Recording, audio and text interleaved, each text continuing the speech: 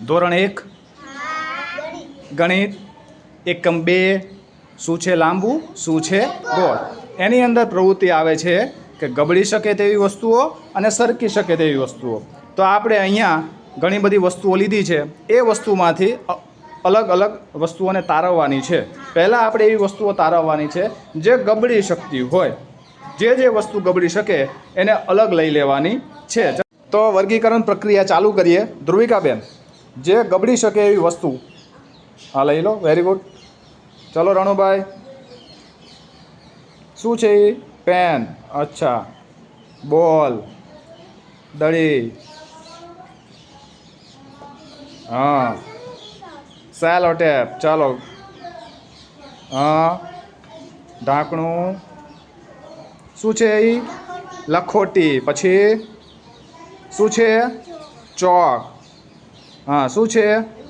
રૂપિયો. આ સિવાય કોઈ એવી વસ્તુ છે જે ગબડી શકે? હા, સરસ. ગ્લાસ. Very good. લઈ લો ગ્લાસને. બા હમણાં આપણે વર્ગીકરણ કર્યું ગબડી શકે તેવી વસ્તુઓનું. હવે આપણે વર્ગીકરણ કરવાનું છે જે વસ્તુઓ ગબડી ન શકતી હોય, સરકી શકે એવી વસ્તુઓનું. ધ્રુવિકાબેન, ચલો એક વસ્તુ ઉપાડો. રણો,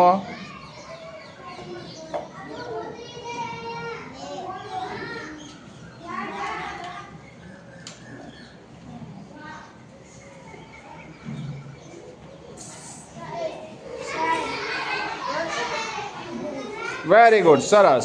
પાડો તાલી. આપણે ગબડી શકે તેવી વસ્તુઓ અને સરકી શકે તેવી વસ્તુઓ જોઈ લીધી, એનું વર્ગીકરણ કરી લીધું.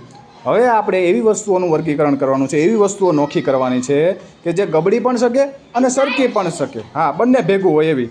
ચલો ધ્રુવિકાબેન, એક વસ્તુ લઈ લો જે ગબડે પણ ખરી, સરકે પણ ખરી. શું લીધું? ચોક. સરસ.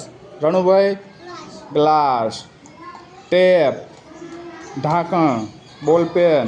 શું છે ભાઈ? અચ્છા, હા, નળાકાર, માર્કર.